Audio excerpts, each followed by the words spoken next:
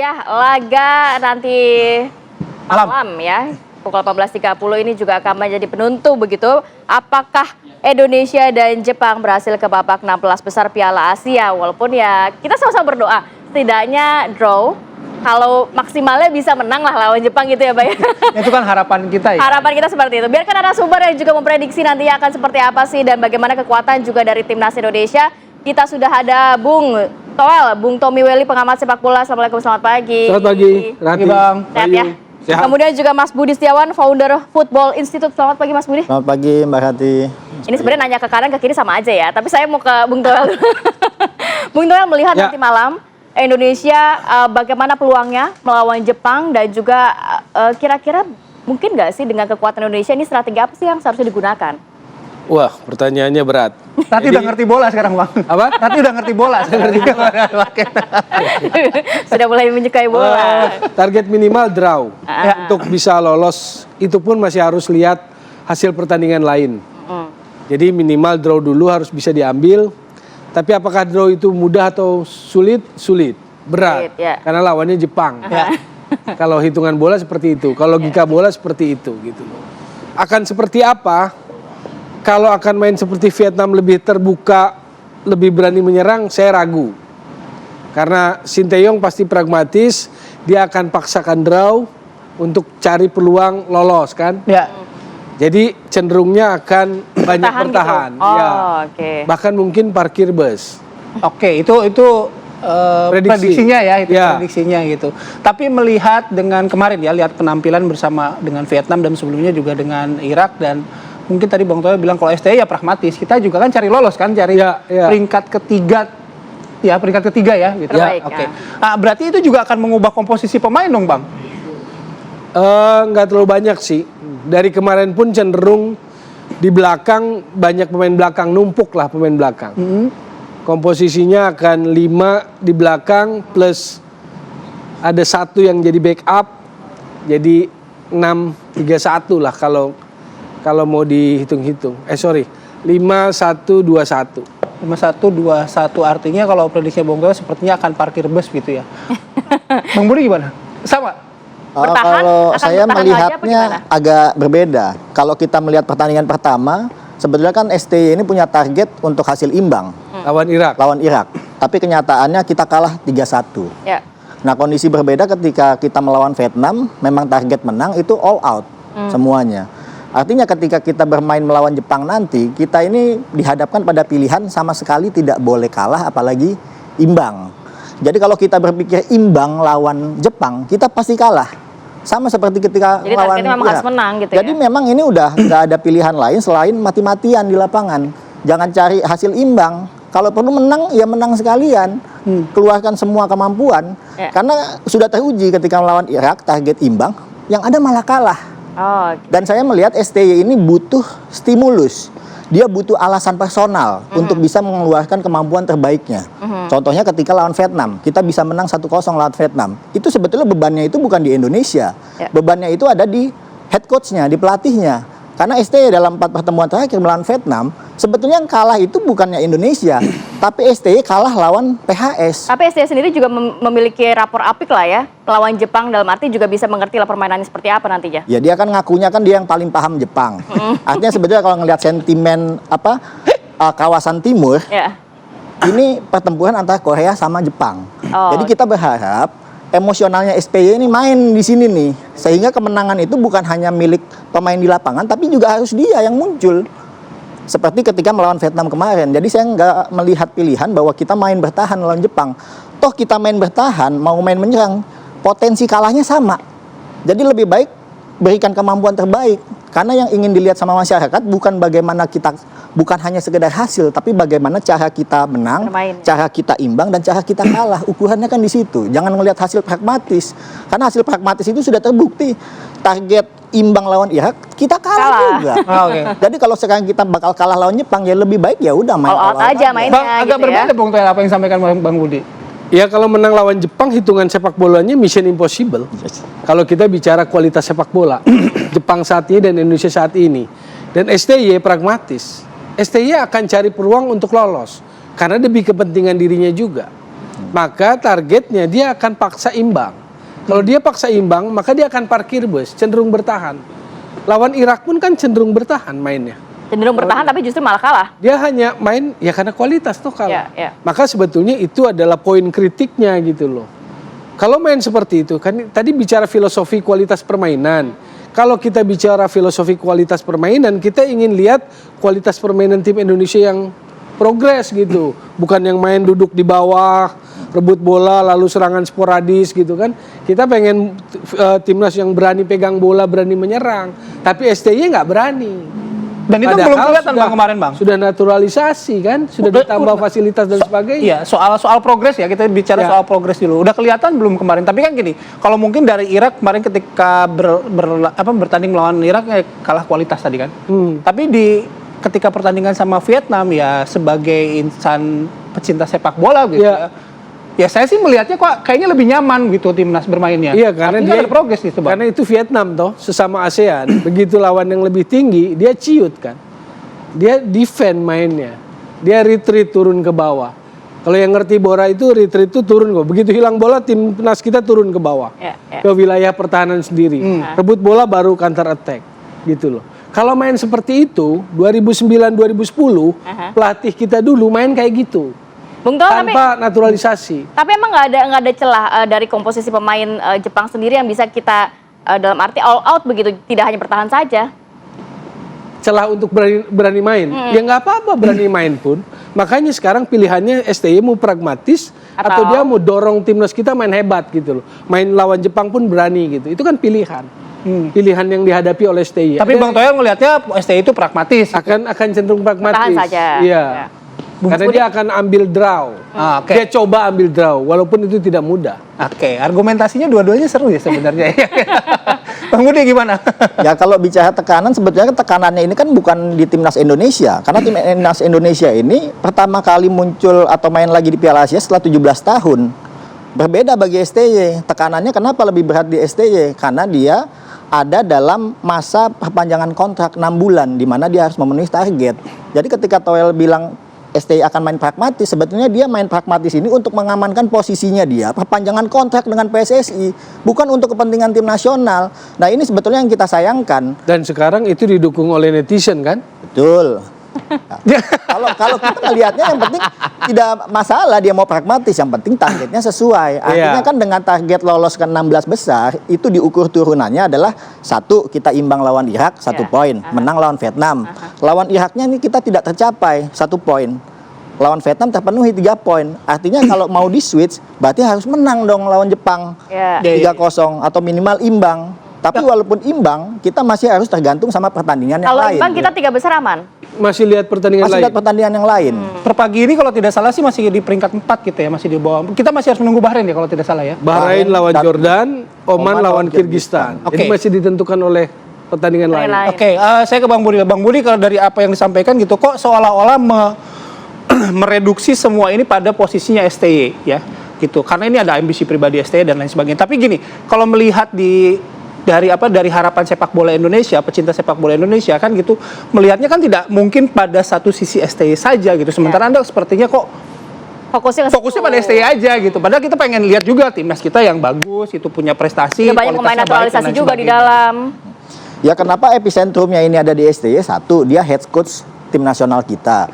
Kedua, seluruh pemain naturalisasi yang ada di tim nasional ini semuanya adalah pilihannya STY. Yang di request secara pribadi oleh STY kepada PSSI. Wajar kan begitu kan? Sangat wajar. Artinya sebetulnya STY sudah tidak ada pilihan lain selain membuktikan dengan kapasitas pemain yang sudah dia pilih dari pemain-pemain Eropa itu untuk membuktikan. Oke, semua bilang bahwa ini permainan sudah bagus. Tapi kan bicara tentang pragmatisme, bicara tentang target organisasi, ada target yang harus dicapai. Gak bisa organisasi ini berpuas diri hanya dengan masuk Piala Asia. Karena sekali lagi PSSI memiliki kepentingan mengontrak mantan pelatih Piala Dunia untuk kita bisa compete dengan level dunia. Kalau cuma sekedar lolos Piala Asia dan bertahan di grup, mohon maaf, kita bisa pakai pelatih yang lain, tidak perlu STY. Bisa jadi aja kita pakai PHS misalnya, dia sukses di Vietnam, dia bisa bawa Vietnam lolos Piala Asia juga. Jadi kenapa harus STY? Kan pertanyaannya begitu.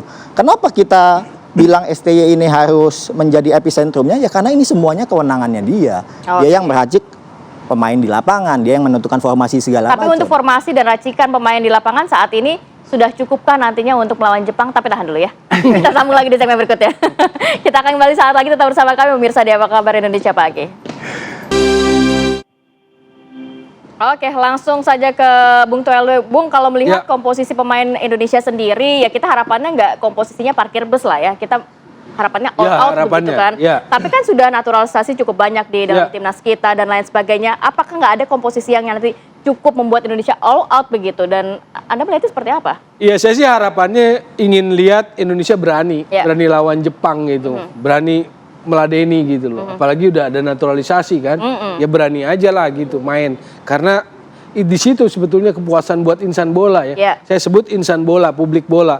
Karena insan bola yang sejati, publik bola yang sejati itu bisa nerima kekalahan dan kemenangan. Asal permainannya menunjukkan daya juang, permainan yang kualitas bagus. Persoalan nanti kalah kan memang pasti akan ada menang kalah sesuai kualitasnya masing-masing.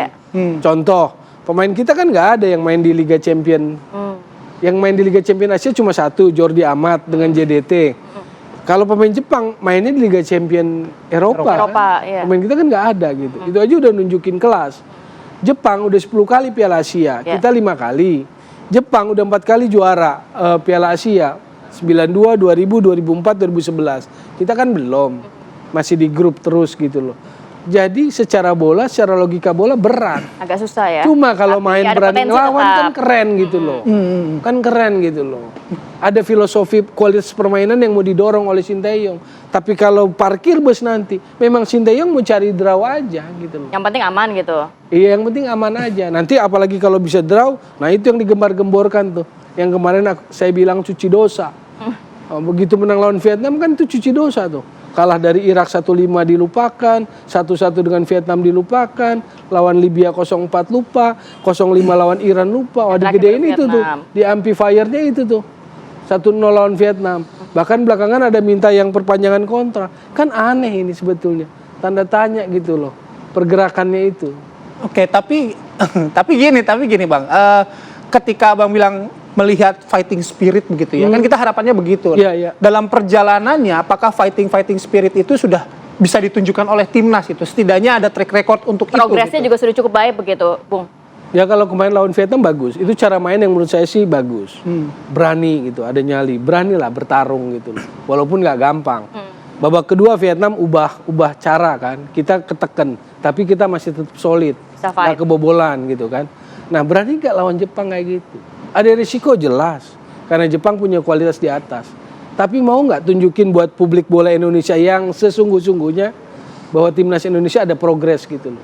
Bahwa saya sebagai pelatih punya filosofi, naikin kualitas permainan, cara main, bukan sekedar hasil gitu loh, pragmatis. Nah yang Vietnam memang tidak memperlihatkan progres kemarin yang 0-1. Yang sama Vietnam tidak memperlihatkan progres di situ. Loh, kan kita tagih janjinya level Asia.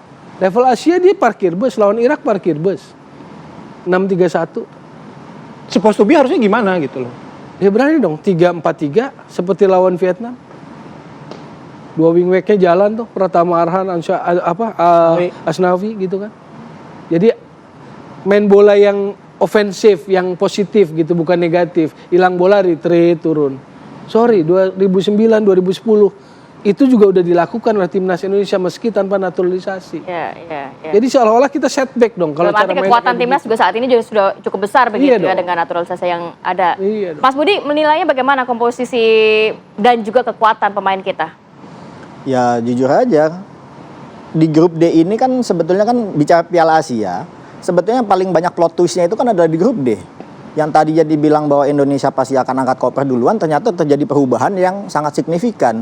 Kita hari ini dihadapkan pada sebuah fenomena Jepang dan Indonesia bertempur atau bertemu dalam situasi hidup dan mati yang sebelumnya tidak pernah kita perkirakan.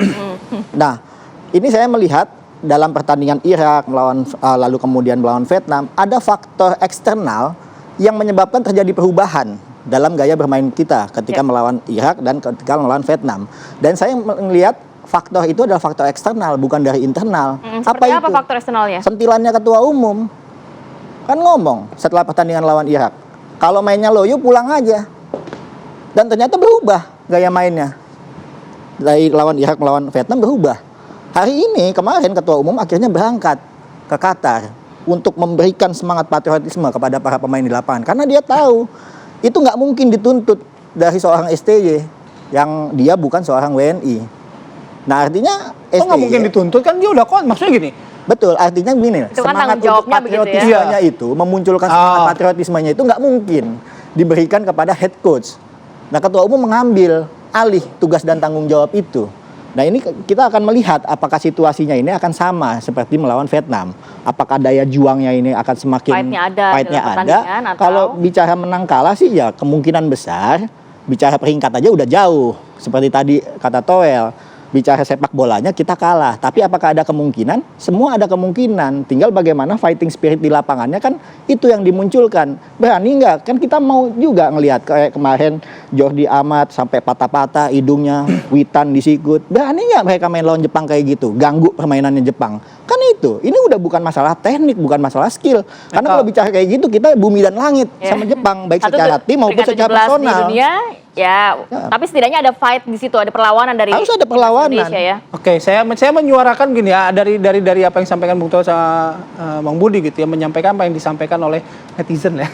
Coba lihat. Perwakilan netizen Bang, hari ini. proses gitu kan. Selalu ada beberapa komentar ya udah sekarang timnas ini menurut netizen ini kan sudah baik. Kita menunggu proses pada suatu saat nanti akhirnya akan menjadi sebuah timnas yang luar biasa gitu. Nah, Anda tidak bisa mengamini soal proses itu. Bang Toel dulu ya.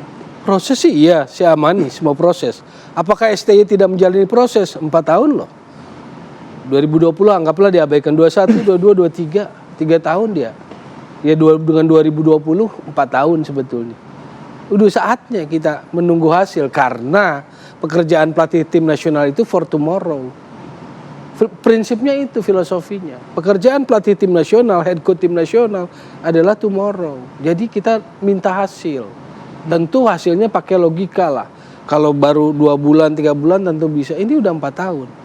Kalau direktur teknik baru untuk the future. Saya berkali-kali bilang filosofinya itu. 5 tahun, 10 tahun dia kerja. Di pembibitan apa untuk dipanen nanti. Idealnya berapa lama, Bung? Kalau untuk tadi kan dikatakan 4 tahun gitu kan, yang kita nantikan. Ya sudah cukup untuk lihat minta hasilnya. Ini kan nggak konkret. Waktu kita tuntut di level AFF Asia Tenggara, katanya Sintayong levelnya Asia. Level Asia 0-5 oleh Iran, 1-5 oleh Irak di kualifikasi Piala Dunia, 1-1 sama Filipina. Gitu loh. Jadi apa yang ditunggu? Maksud saya gini loh. Orang-orang bola di federasi harus bisa tuh baca tren itu. Ini masih mungkin progres apa enggak gitu. Masih mungkin berkembang apa enggak setelah diberi banyak. Oke, soal progres gitu masih mungkin berkembang atau tidak. Kalau tidak saya tolong dikoreksi. Tim yang berangkat juga kan rata-rata paling muda ya. Kalau tidak salah dari sebuah skuad yang ke Piala Asia. Ini artinya kalau misalnya kita lihat dari usia muda, artinya kan sebenarnya potensi progres itu ke depan masih lebih besar lagi dong, Bang. Iya. Artinya masih bisa diolah lagi gitu, dan ini menjadi apa? Titik awalnya lah begitu. Kan persoalannya bukan pada pemain, bukan pada muda pemain. Kalau Anda dikasih bahan-bahan yang bagus, Anda punya kemampuan nggak untuk itu? Untuk ngolahnya lah ya. Iya, dan itu ada di pelatih gitu. Dan sekarang pertanyaannya di pelatih, dia punya cukup jurus nggak? Gitu. Oke, pertanyaan ke Bang Budi, punya cukup jurus nggak? Pertanyaan lempar aja ke Bang Budi, punya cukup jurus nggak? Belum saya jawab yang itu, saya mau jawab yang tentang proses dulu nih. Iya. Bicara proses, ketika Anda orang muda, analoginya begini. Ketika Anda anak muda, ketika Anda lulusan kuliah, nyari kerja, masuk ke dalam sebuah perusahaan, iya butuh proses untuk Anda bisa naik jabatan secara struktural. Ya. Tapi ketika Anda mengapply sebuah pekerjaan, misalnya CEO TV One, bicara proses nggak direksi? Anda dikasih waktu. Anda saya kontrak jadi CEO TV One, durasi 4 tahun, targetnya ini. Sanggup nggak? Ya. Sanggup. Salaman, shake hand. Dan itu ada koreksi dalam setiap perjalanannya. Jadi bukan proses lagi, Bukan proses lagi. Harus achieve target Harus gitu ya. achieve. Jadi ketika Anda ada dalam sebuah jabatan profesional yang high level, mohon maaf, kita udah nggak bicara proses, kita bicaranya hasil. Kecuali STY yang dilatih itu timnas usia muda, usia dini, baru bicara proses. Pemain-pemain yang masuk ke Piala Asia tahun ini memang kategori paling muda di antara tim yang lain. Ya. Tapi itu pilihannya siapa? Bukan pilihannya PSSI, itu pilihannya STY sendiri. Dia yang memilih untuk membawa pemain-pemain muda itu. Jadi tolong itu jangan dianggap sebagai excuse. Jangan jadikan ketika tim kita ini dipilih atau diisi oleh anak muda itu jadikan excuse karena mereka masih muda. Jadi hasilnya kayak gini. Jangan dong. Berarti Jangan menutupi kelemahan dengan Anda alasan. dengan menggunakan pemain yang berjibaku di lapangan sebagai alasan. Itu Oke, yang nggak jadi tepat. konteksnya kalau misalnya pemain muda dan lain sebagainya tadi, yang paling realistis apa sekarang? Dalam pertandingan nanti malam dan dalam posisi Indonesia di Piala Asia saat ini? Main sebaik-baiknya. Jangan anggap Jepang itu tidak terkalahkan. Toh pada kemarin pertandingan kedua, Irak bisa sangat mengejutkan lawan Jepang. Bisa artinya. Nggak ada yang nggak mungkin. Bahkan ketika pertandingan pertama Jepang lawan Vietnam, Vietnam bisa jual beli pukulan sama Jepang, itu kan sesuatu yang nggak pernah kita lihat sebelumnya. Ternyata Vietnam kalah sama Indonesia. Kalau kita mau pakai analogi bego-begoan kan begitu aja. Vietnam bisa jual beli pukulan sama Jepang, Peluang itu Vietnam pasti kalah sama ada lah ya. Indonesia, ya kita harusnya bisa jual beli pukulan juga sama Jepang. Jadi kalau ternyata nanti strateginya adalah parkir bis, ya seperti yang Toel bilang, nggak perlu STY. Kalau kayak begitu PHS saja, karena sudah PHS nggak akan parkir bis. Parkir bis itu 2009-2010. Almarhum Om Cing lah itu, benar nggak? Bendol. Dan tanpa didukung fasilitas semewah STY atau seberuntung STY dapat naturalisasi gitu loh. Oke. Bang, peluangnya sedikit untuk nanti malam. Tadi kan sudah Mas Budi, Bang Toel. Peluang draw pun berat. Peluang draw pun berat. Siapa yang bisa menjadi apa? Jenderalnya ya, pemimpin di Hero-nya timnas kita gitu, yang bisa mungkin menyadari dengan konteks timnas kita gitu, bahwa ada target yang harus dikejar, pengennya kan lolos 16 besar, tapi ya kondisinya berhadapan dengan Jepang. sebuah tim yang luar biasa itu dengan Jepang. Saya lihat kalau jenderal pemimpin di lapangan Jordi Amat ya, apalagi lawan tim yang akan nanti menekan seperti Jepang. Karena dia posisi center back di tengah.